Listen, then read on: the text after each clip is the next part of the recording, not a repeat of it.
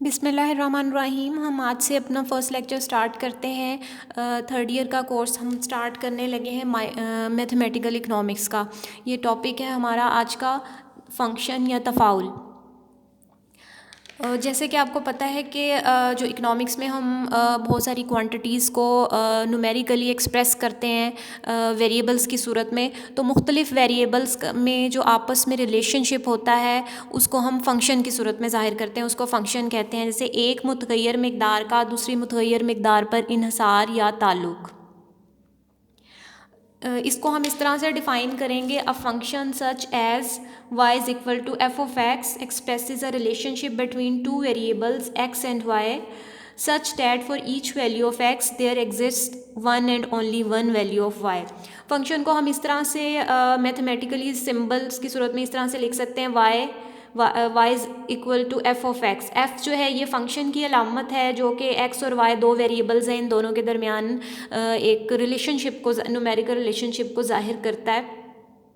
इसके अंदर जो ये x वेरिएबल है इसको हम इंडिपेंडेंट वेरिएबल या आज़ाद मुतग़य्यर कहते हैं, और जो y वेरिएबल है इसको हम ताबिया मुतग़य्यर या डिपेंडेंट वेरिएबल कहते हैं। फंक्शन को डिफ़ाइन करने के लिए हमें ये एक इम्पॉर्टेंट चीज़ याद रखनी है कि फंक्शन जो है एक ऐसा रिलेशनशिप होता है जिसमें for each value of x, यानी कि x की जो है वो एक वैल्यू के जवाब में y की भी जो है वो सिर्फ एक वैल्यू हमारे पास आती है, यानी कि y की जो वैल्यू है वो एक ही वैल्यू x की एक वैल्यू के साथ रिलेटेड होती है।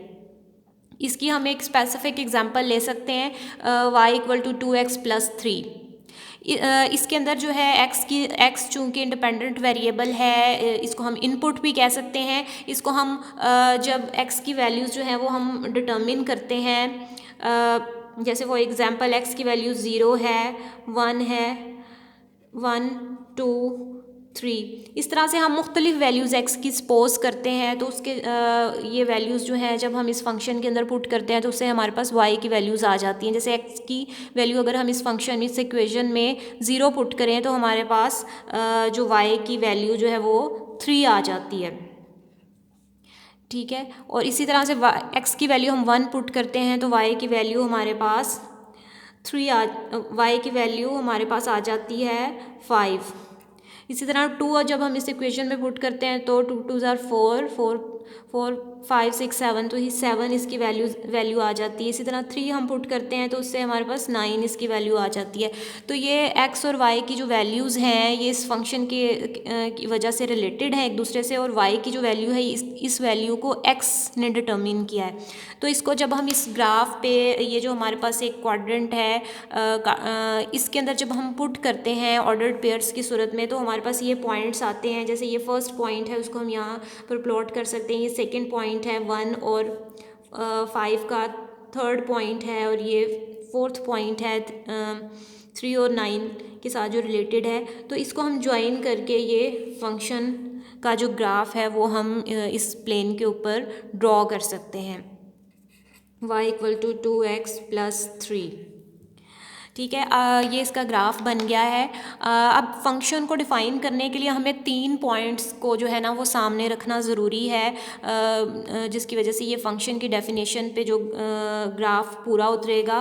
तो सबसे पहला जो इसमें ये पॉइंट है वो ये है कि ये जो फंक्शन के अंदर y की वैल्यू जो कि डिपेंडेंट वेरिएबल है इसकी वैल्यू को x की वैल्यू ने डिफ़ाइन किया है, ठीक है, डिटर्मिन किया है।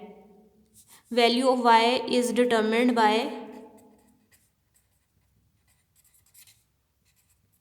यानी कि x की वैल्यू हमने खुद पुट की है, ये इनपुट है, तो उसके जवाब में हमारे पास ये आउटपुट आई है। तो ये जो आउटपुट है ये इसकी वैल्यू जो है वो x के ऊपर डिपेंड करती है, यानी कि y की वैल्यू x पे डिपेंड करती है, x की वजह से डिटर्मिन हो रही है।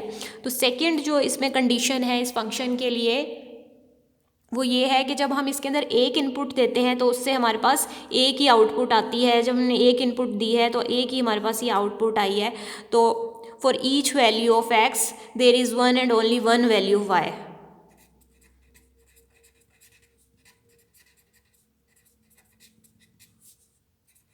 ओनली वन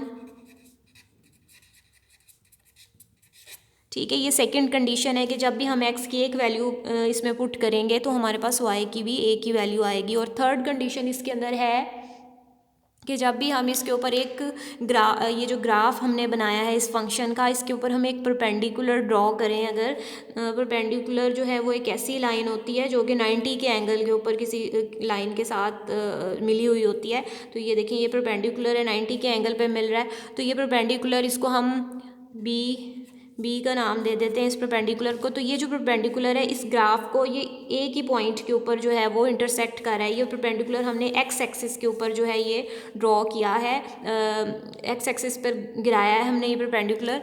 तो ये इसको एक ही पॉइंट के ऊपर, जैसे इसको लेट्स से कि this is the A point, तो ये एक पॉइंट के ऊपर इसको इंटरसेक्ट कर रहा है।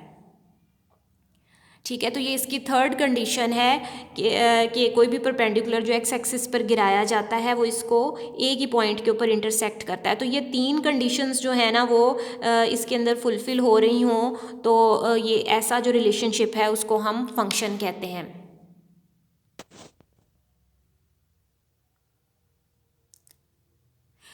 फंक्शन को अब डिफ़ाइन करने के बाद अब हम जो है कुछ एग्जांपल लेते हैं फंक्शंस की। ये देखें, कुछ ये इकनॉमिक एग्जांपल्स हैं, हमने इकनॉमिक थेरी से कुछ एग्जांपल्स हमने लिखी हैं जो हमने आगे पढ़नी है ये एग्जांपल्स डिटेल में। तो ये माइक्रो इकनॉमिक्स के भी बहुत से फंक्शंस यूज़ होते हैं, जिसमें जो है ये डिमांड फंक्शन है। डिमांड फंक्शन जो है उसको हम इस तरह से लिखते हैं, quantity demanded is a function of price.